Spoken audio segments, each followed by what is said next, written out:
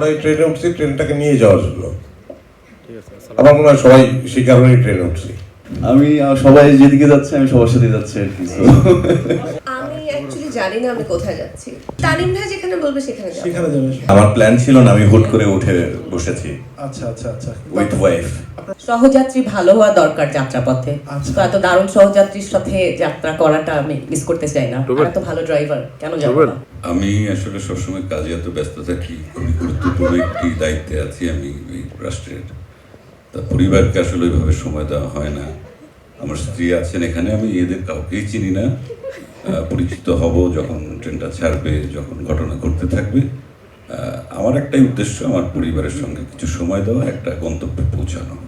আমরা আসলে সবাই মিলে যাত্রাটা শুরু করেছি। যাত্রাটা কোথায় যেয়ে শেষ হয় সেটা দেখার বিষয়। সেটা দেখতে হলে আসলে হলে আসতে হবে। এবং আমি এই ট্রেনের যাত্রী হয়েছি কারণ হচ্ছে এই ট্রেনের যে চালক সে আমার ভীষণ পছন্দের, আর এই ট্রেনের যারা যাত্রী আছে তাদের সবাইকে আমার ভীষণ পছন্দ।